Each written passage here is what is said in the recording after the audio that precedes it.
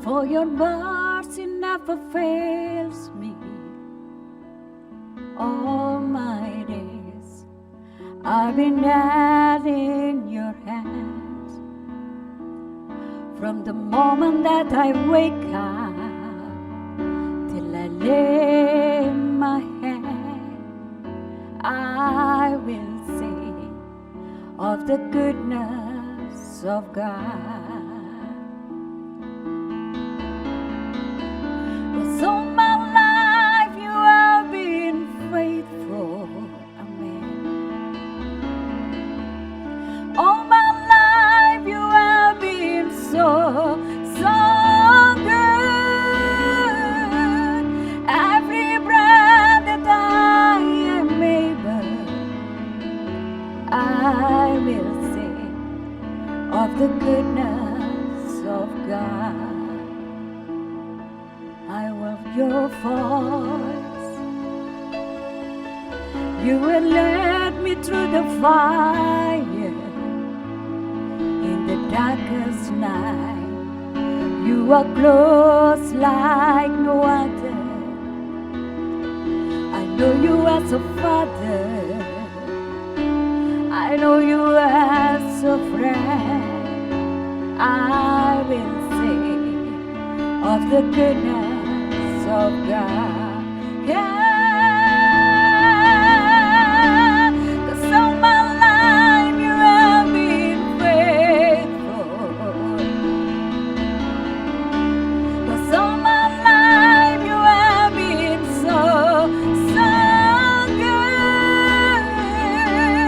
Every breath that I am able, I will sing of the goodness of God.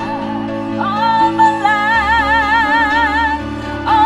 life you have been faithful. All my life you have been so good. Every breath that I am able, I will sing of the goodness of God. Your goodness is running after me. Your goodness is running after me. When I lay down, I surrender all. I give you everything. Your goodness is running after me. Mari kita imani kebaikan yang mengejar kita. It's running after me. Your goodness is running after me. When I lay down, I surrender all. I give you everything. Your goodness is running after me.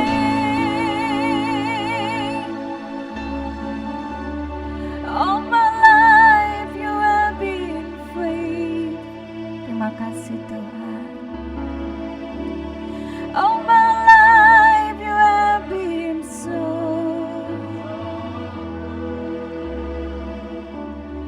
Every breath that I am able, I will sing of the goodness of God.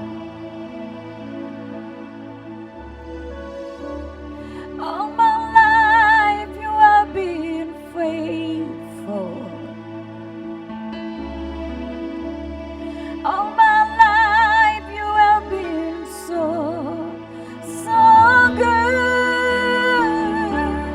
Every breath that I am able, I will sing of the goodness of God. I will sing of the goodness of God. I of the goodness of God.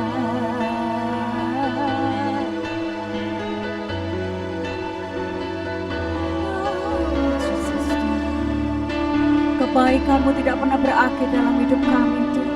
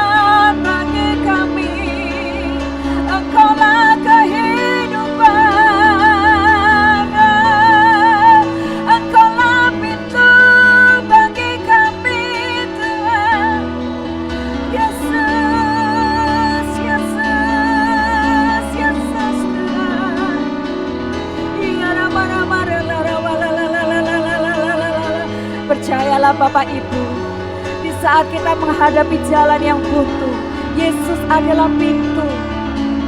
Pintu itu akan selalu terbuka bagi anak-anak yang berseru kepadanya. Dia tidak pernah bisa tidak untuk mengulurkan tangannya dan membuka hatinya bagi yang dicintainya. Kita dicintai dengan nyawanya, kita dicintai dengan darahnya. Setiap tetes darahnya itu adalah bukti Dia mencintai kita. Kami percaya Kau ada bersama dengan kami ya Tuhan. Kami percaya Kau ada bersama dengan kami. Segala sesuatu boleh tergoncang, tapi kami berdiam di dalam kerajaan yang tidak tergoncangkan. Bahkan ketika keadaan bumi ini kacau balau, Engkau memerintahkan roh-Mu, Engkau mengucapkan firman-Mu, dan semuanya menjadi baik, tercipta, tertata rapi. Demikian hidup kami Tuhan. Bila ada sesuatu yang belum tertata,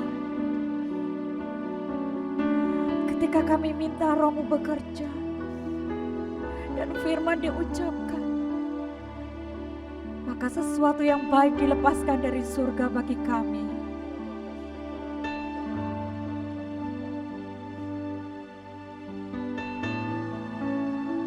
Yesus, aku percaya.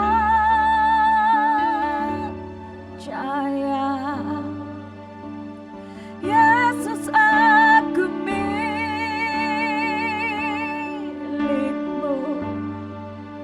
Ku hidup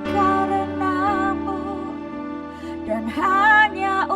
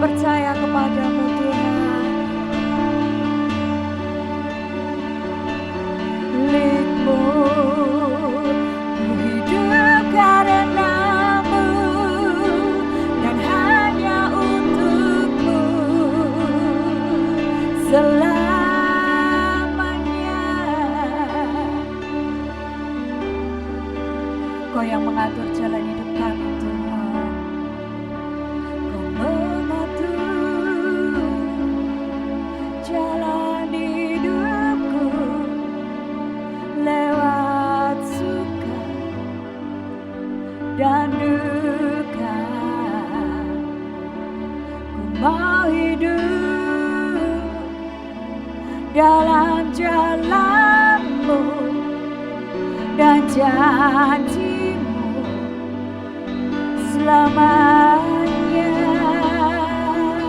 Kami tahu kami aman di dalam tangan-Mu Tuhan. Yesus, aku percaya.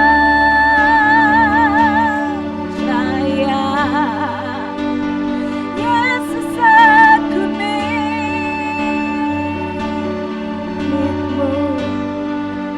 Ku hidup karena-Mu dan hanya untuk-Mu.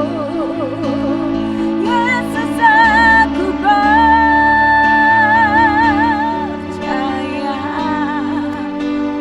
Yesus, aku milik.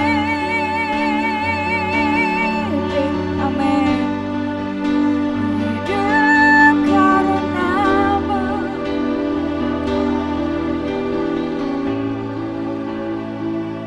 selamanya.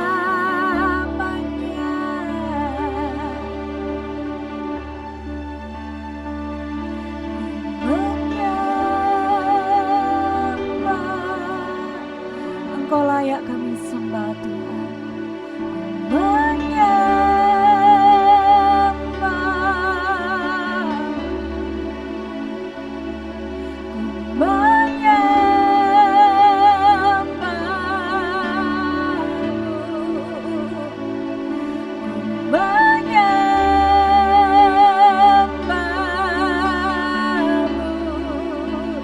Yesus, aku percaya.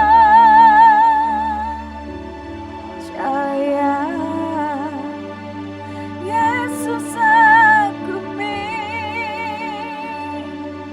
milik-Mu. Hidup karena-Mu dan hanya untuk-Mu. Yesus, aku percaya.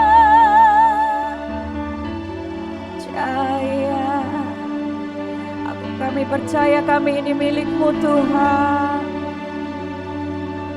Milik-Mu. Hidup karena-Mu dan hanya untuk-Mu selamanya.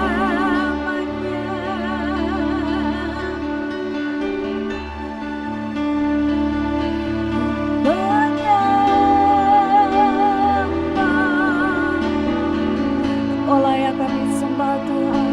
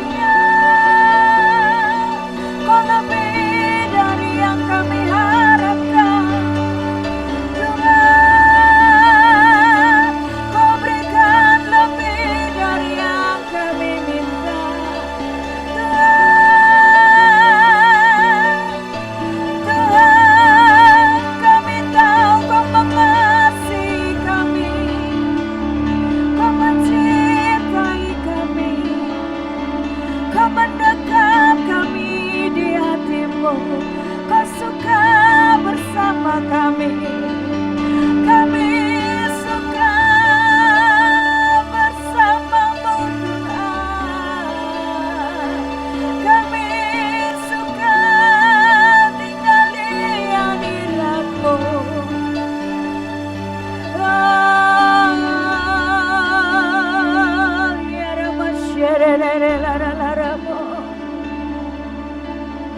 Semakin kami mengenal-Mu Tuhan, semakin kami tidak bisa mengukur betapa dalamnya pikiran-Mu, betapa luasnya pengetahuan-Mu Tuhan, betapa tingginya Tuhan hikmat-Mu, dan sungguh tidak terbatas cinta-Mu bagi kami Tuhan. Engkau yang menilik setiap hati kami. Kami tahu Kau tidak pernah mengecewakan kami Tuhan.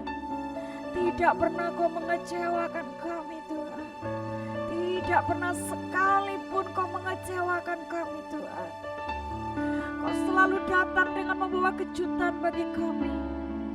Kau selalu datang dengan menghapus air mata kami.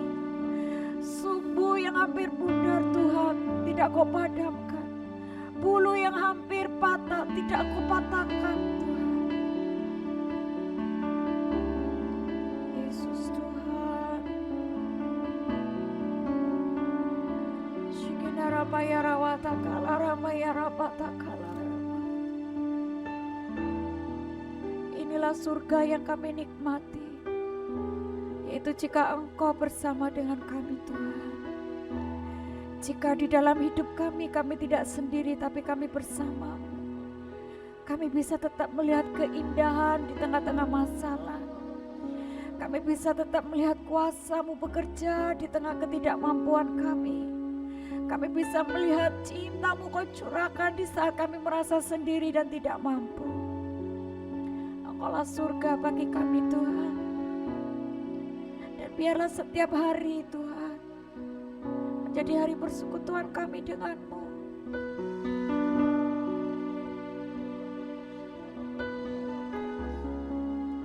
Tenggelamkan kami Tuhan di dalam atmosfer surga-Mu dimanapun kami berada Tuhan. Jangan sampai kami terlepas dari-Mu Tuhan. Engkaulah nyawa kami, Engkaulah darah yang mengalir dalam setiap nadi kami. Engkau kehidupan kami Tuhan. Salam kehidupan, kembali kita bertemu di dalam Voice of Life Ministry, dan kali ini perkenankan saya menyampaikan satu berita tentang apa dan makna Natal.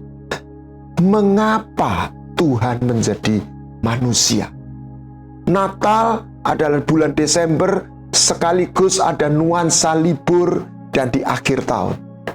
Dan saat ini orang bisa merayakan Natal dengan berbagai sudut pandang.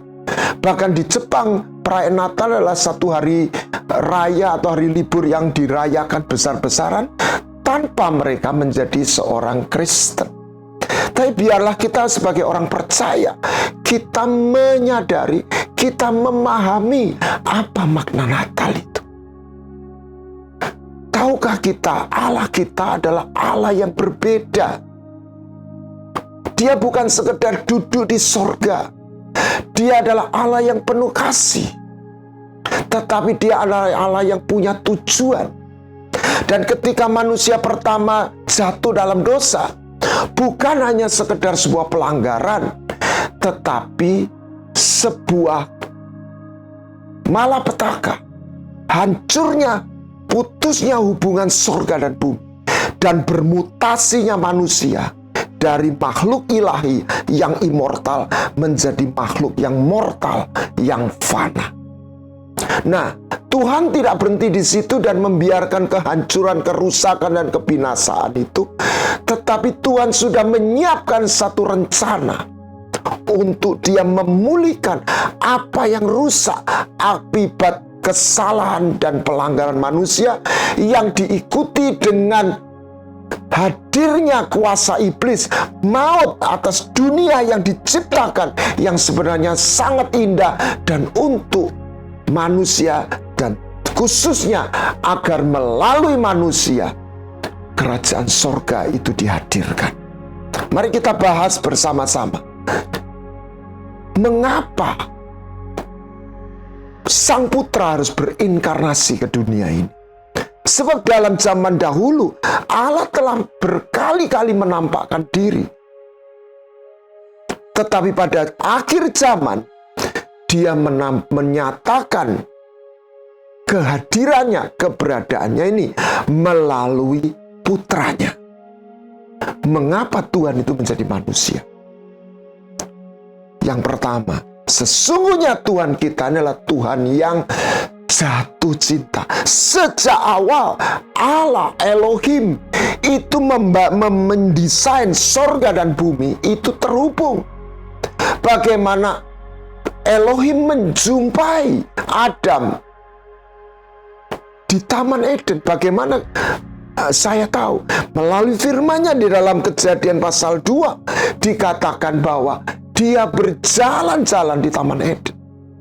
Siapa dia? Sang Putra, Sang Firman yang berteofani. Tetapi dia belum lahir, berinkarnasi menjadi manusia. Sang Putra sudah berteofani, tapi belum berinkarnasi. Sang Putra, Sang Firman adalah perwujudan hati Tuhan untuk dia menyatakan kehadirannya. Kenapa? Karena dia ingin ketemu. Dikatakan bahwa siapakah anak manusia sehingga engkau mengunjunginya? Di dalam Mazmur pasal 8 ayat 4 dan juga dalam Ayub pasal 7 ayat 17-18. Apakah gerangan manusia sehingga dia kau anggap agung dan kau perhatikan dan kau datangi tiap pagi, kau uji setiap saat? Mengapa Allah membebaskan bangsa Israel dari perbudakan Mesir? Kita semua tahu karena memang Allah ingin membebaskan umatnya dari penderitaan. Tetapi lebih daripada itu, supaya dia boleh tinggal di tengah-tengah umatnya.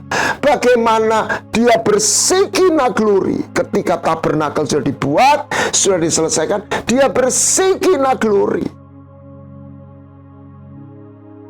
Tiang awan, tiang api di tabut perjanjian. Yesus adalah gambaran dari tabut perjanjian.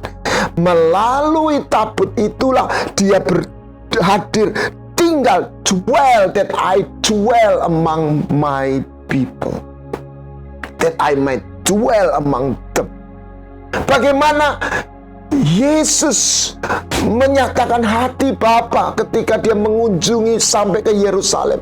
Yerusalem, Yerusalem, betapa aku rindu mengumpulkan kau seperti induk ayam mengumpulkan anaknya. Jadi kunjungan Tuhan itu bukan pertama kali. Kunjungan Kristus, kunjungan Bapa, kunjungan Yahweh Elohim kepada manusia di bumi. Bagaimana dia menampakkan diri pada Abraham di dalam perjanjian lama. Itulah Kristus yang berteofani. Tetapi Natal yang kita peringati bulan Desember secara umum, memang masih ada perbedaan pendapat. Tetapi intinya Sang Putra, Sang Firman, Kristus lahir. Elohim mengutus putranya menjadi manusia. Kenapa? Natal adalah hadiah termahal dari sorga.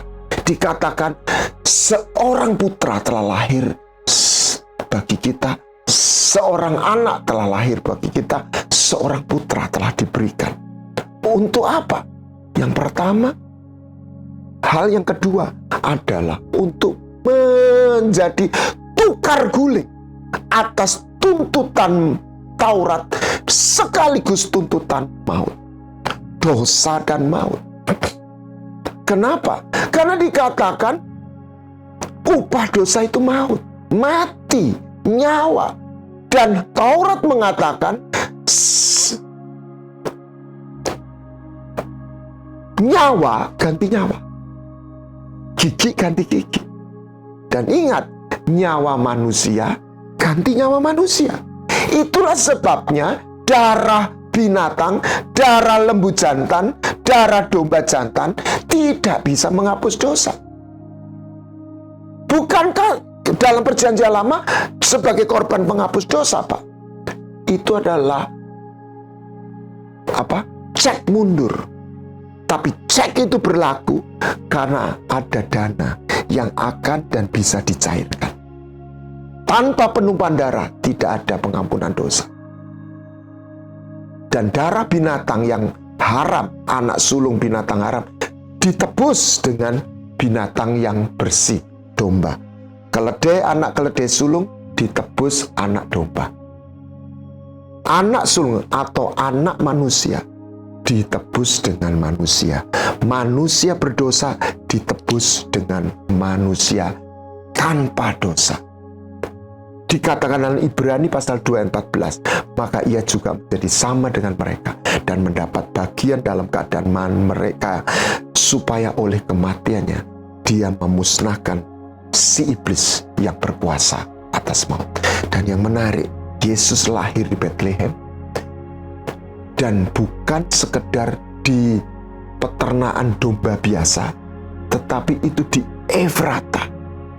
Di situ tempat Rachel dikuburkan oleh Yakub di dalam Kejadian 35 ayat 12 sampai berapa itu, dikatakan 19 ayat 21. Dan Yakub mendirikan menara tugu di atas, yang kemudian menjadi menara kawanan domba. Bahasa Ibraninya Migdal Eder. Sejalan dengan waktu, maka Bethlehem itu dibuat peternakan, pembiakan domba-domba, bukan domba biasa, tetapi domba yang dikhususkan menjadi korban sembelihan untuk ibadah tabernakel atau bait suci di Yerusalem.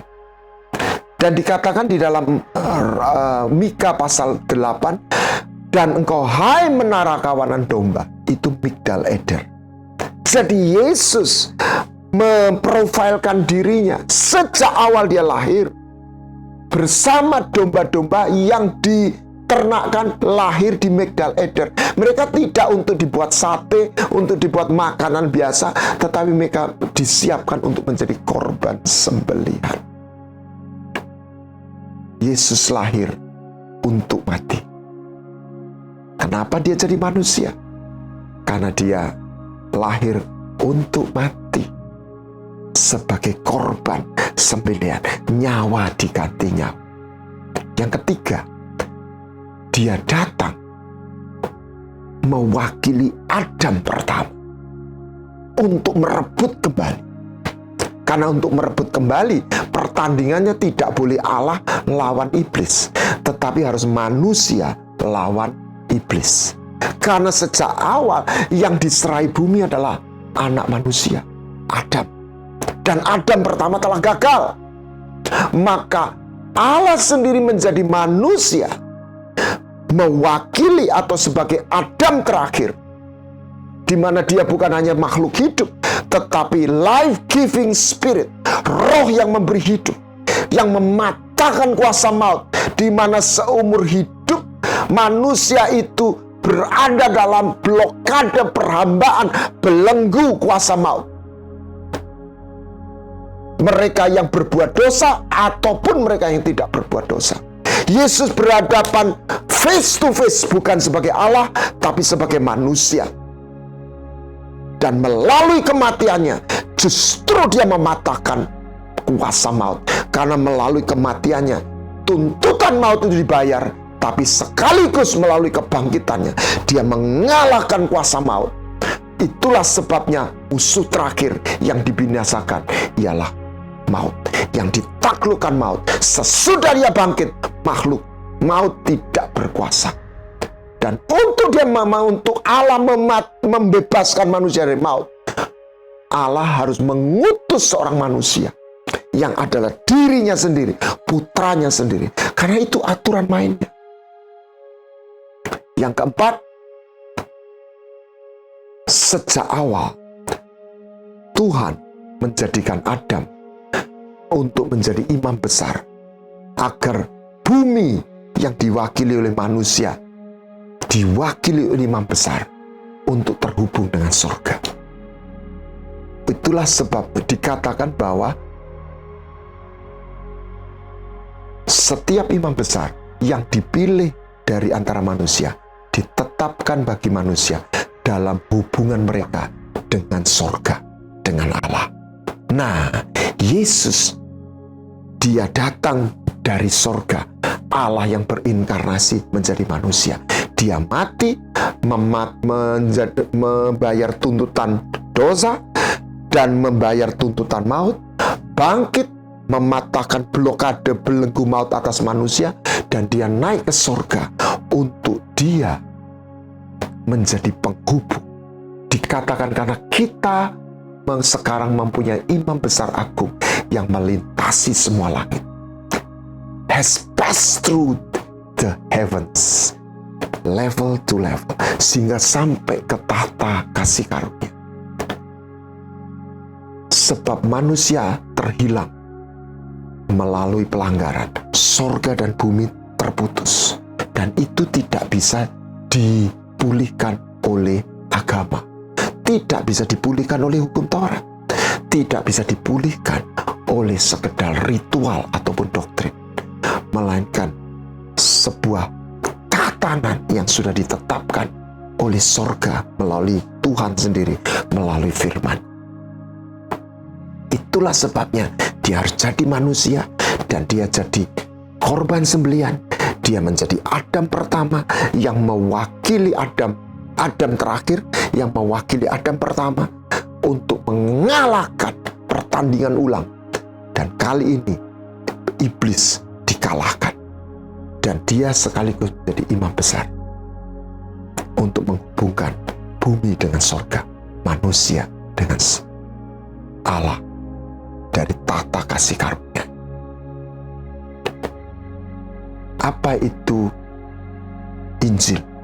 Anak Allah yang berinkarnasi jadi manusia, dan dia mati di salib, bangkit, dan naik ke sorga untuk mewakili manusia kepada Bapa. Anak Allah yang di sorga datang ke bumi menjadi manusia, menyatakan hati Bapa, menyatakan kerinduan Bapa untuk menebus manusia. Dia melaksanakan, mati di salib, bangkit, menang atas maut, naik ke sorga, membawa darahnya, permohonan, dan menghubungkan manusia yang di bumi kepada Bapa yang ada di sorga. Yang kelima, Natal adalah melalui dia menjadi manusia. Dia bukan hanya berteofani, dia datang kepada manusia. Dia datang kepada di bumi menjadi sama dengan manusia, agar melalui keberadaannya dia sebagai manusia, dia bisa menanamkan benih ilahi, manusia baru, benih ilahi, sehingga manusia keturunan Adam yang fana ini menerima Zoe, Zayim, jubah yang hilang, terang itu. Ia datang kepada milik kepunyaannya, tetapi orang-orang kepunyaannya tidak menerimanya. Tetapi semua orang yang menerimanya diberinya kuasa untuk menjadi anak-anak Allah, yaitu mereka yang percaya dalam namanya. Mereka yang diperanakkan bukan oleh darah dan daging, melainkan bukan oleh keinginan seorang laki-laki, tetapi oleh atau melainkan lahir dari Allah atau Elohim. Dia mewakili Adam pertama yang gagal, dia menjadi Adam yang terakhir, yang ilahi, bukan menjadi makhluk hidup biasa, tetapi life-giving spirit, di mana melalui keberadaannya sebagai manusia, dia menanamkan benih ilahi, bukan melalui hubungan seks, tetapi melalui iman, sehingga manusia yang fana dari segala suku bangsa dan bahasa menerima hidup ilahi, hidupnya sorga, hidup yang kekal. Itulah sebabnya dikatakan dalam Yohanes 3:16, karena begitu besar kasih Allah atas dunia ini, maka diberikannya kepada kita putra satu-satunya yang diperanakkan, berinkarnasi, supaya siapa percaya tidak mati, tidak mengalami maut, tetapi beroleh hidup yang kekal. Nah, melalui itu maka Tuhan bukan hanya menanamkan benih, dan benih itu bertumbuh supaya kita juga bertumbuh menjadi serupa dengan Dia. Karena sejak awal anak manusia, kita semua disiapkan untuk menjadi putra-putra kerajaan surga. Para imam-imam yang menyembah, melayani pribadi Allah, sekaligus raja-raja yang memerintah di dalam kerajaan surga, baik di surga di alam yang tidak kelihatan maupun kerajaan surga yang di bumi. Jadi ada 5 poin kenapa Elohim, Yahweh Elohim menjadi manusia. Yang pertama, karena memang sejak awal Dia adalah Allah yang berkunjung. Karena Dia bukan Allah yang hanya duduk di surga, Dia mengunjungi manusia. Karena Dia jatuh cinta, Dia rindu menjumpai makhluk yang dicintai. Oleh sebab itu ketika Adam jatuh dalam dosa, kata pertama adalah, di manakah kau? I miss you, Adam. I love you so much. Kerinduan untuk mengunjungi manusia. Sekalipun jatuh dalam dosa, dunia yang fana tidak berhenti. Dia lakukan, tetapi dalam kapasitas yang terbatas. Dia menampakkan diri kepada Henokh. Dia menampakkan diri pada Nuh. Dia menampakkan diri pada Abraham. Dia menyapa orang-orang pilihan melalui Sang Putra, Firman yang bertiupan. Karena Allah Bapa itu api yang menghanguskan, terang yang tidak terakhir. Yang kedua, dosa itu membuat manusia terhilang, terputus, dan tidak dapat ditebus oleh agama, amal, atau apapun. Karena sesuai dengan ketetapan surga, nyawa ganti nyawa. Sebab firman-Nya berkata, upah dosa itu maut, hanya bisa dibayar dengan nyawa. Tapi nyawa binatang ditebus nyawa binatang. Nyawa manusia harus ditebus nyawa manusia. Dan nyawa makhluk hidup diwakili oleh darahnya. Oleh sebab itu, Yesus harus mati di salib. Dia adalah manusia yang tidak berdosa. Karena manusia berdosa hanya bisa ditebus oleh manusia yang tidak berdosa, tanpa berdosa. Itulah sebabnya Yesus lahir secara profetik. Dia lahir di kandang domba, di gua, bukan di kandang. Gua-gua yang dimana domba-domba yang dikhususkan untuk jadi korban sembelihan di bait suci di Yerusalem, di Migdal Eder. Secara profetik, Yesus bersama-sama dengan korban domba-domba yang disiapkan untuk korban sembelihan. Yang ketiga, Yesus lahir untuk mewakili Adam. Pertandingan ulang untuk mengalahkan maut. Si iblis yang dengan liciknya dia mengambil apa yang Tuhan sediakan kepada Adam atas bumi, kembali direbut. Itulah sebabnya setelah dia bangkit dari antara orang mati, dia berkata, segala kuasa di sorga dan di bumi ada di tanganku. Karena dia anak Allah sekaligus dia anak manusia. Yang keempat, dia datang jadi manusia setelah dia mengalahkan, mematahkan blokade dan kuasa maut. Dia harus membawa darahnya kepada tahta kasih karunia, tahta Bapa. Karena memang bumi terhubung dengan sorga sejak awal, itu dihubungkan oleh seorang imam besar. Tuhan pada mulanya dia menetapkan Adam sebagai imam besar. Tetapi Adam gagal. Dan selalu tiap zaman ada imam besar. Ada Melkisedek, ada Nuh, dan seterusnya. Tetapi mereka semua terbatas. Ada Harun. Tetapi Yesus adalah imam besar menurut peraturan Melkisedek. Artinya keimam besarannya tidak pernah beralih. Dan imam besar Kristus melintasi tingkat demi tingkat surga, membawa darahnya sehingga manusia yang berdosa, yang fana, menerima penebusan, boleh menggapai tahta kasih karunia. Tirai itu terbelah. Yang kelima, Yesus datang bukan hanya untuk mati. Yesus datang melalui kematiannya, dia menanamkan benih. Benih itu mati, dan menjadi banyak dan ditanamkan bukan dalam arti hubungan seks, tetapi melalui iman.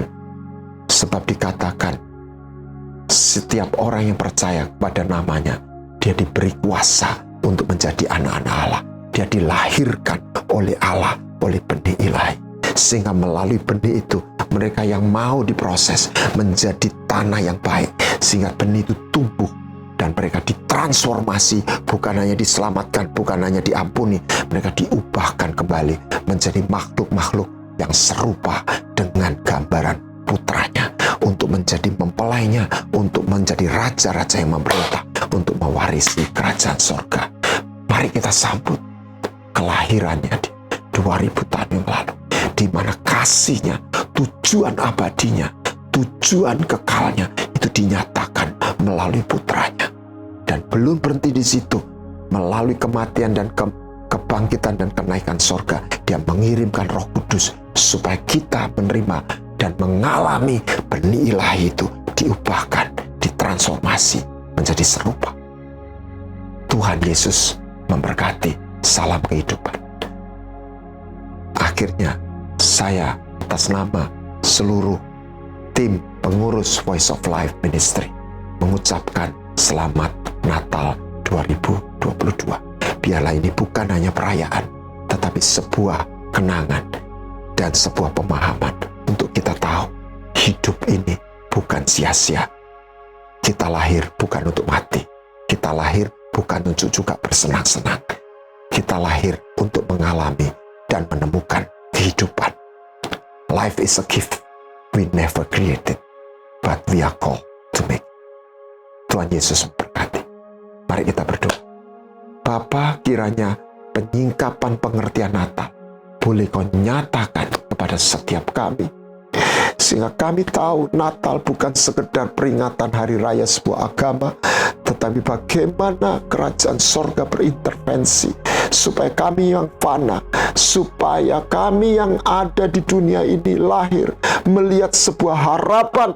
Kami lahir bukan untuk melihat kematian, kami lahir untuk melihat kekekalan dan keabadian. Terima kasih Tuhan, melalui putramu Yesus Masih Adonai, kami boleh dipulihkan, kami boleh melihat pengharapan, kami boleh melihat kekekalan, dan kami boleh menerima hidup yang kekal.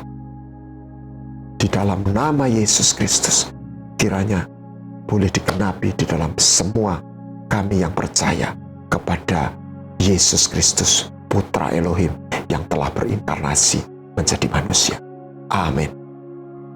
God bless you. Salam kehidupan. Shalom, sahabat kehidupan yang diberkati Tuhan. Tanpa terasa, kita ada di penghujung tahun 2022 dan sebentar lagi musim kehidupan berganti. Kita melewatinya oleh karena anugerah Tuhan di dalam kebersamaan, di dalam pelayanan, saling mengisi, saling berbagi, saling bersinergi, saling mendukung, sehingga semua dari Voice of Life ini boleh terjadi, memberikan dampak yang positif, nilai-nilai kehidupan kerajaan surga, sebagaimana apa yang Tuhan kehendaki, mandat otoritas yang diberikan kepada setiap kita.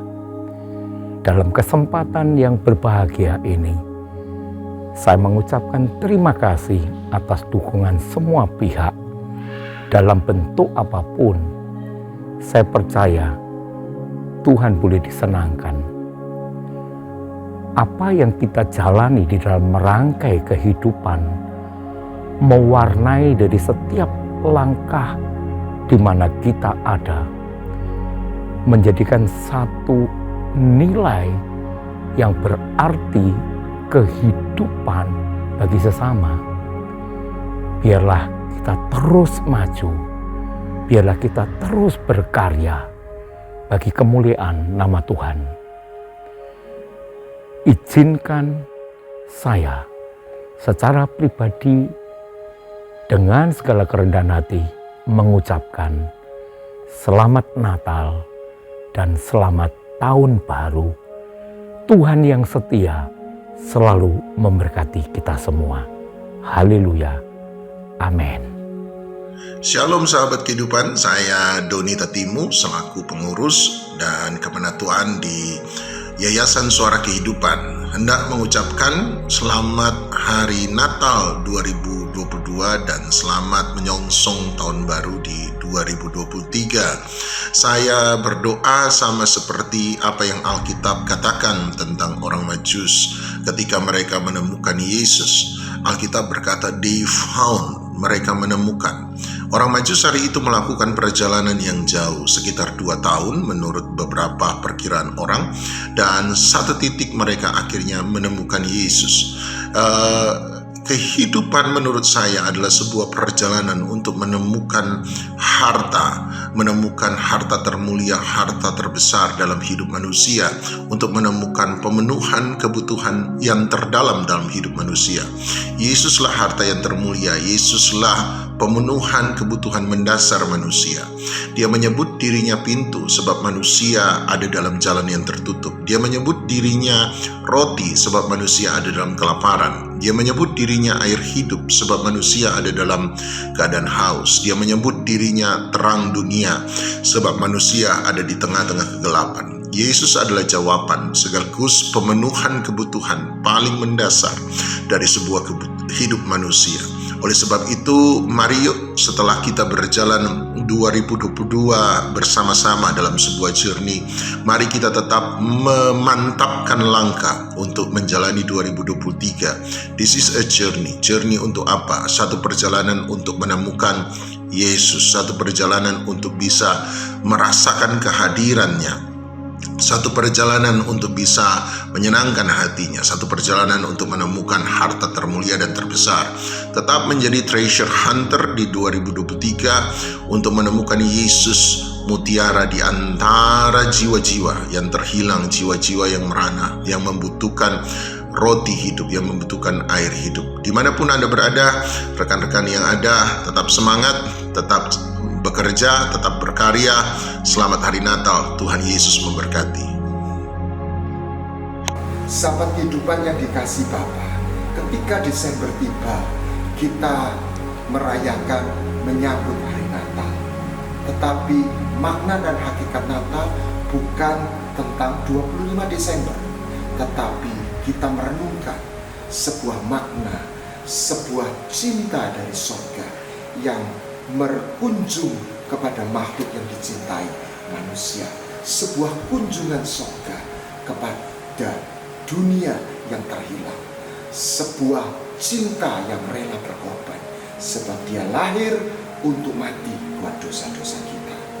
Mari setiap kali kita menyambut Natal, kita merenungkan Tuhan yang berbeda, Tuhan yang menyerahkan putranya yang tunggal untuk dan sebagai hadiah terbesar buat umat manusia.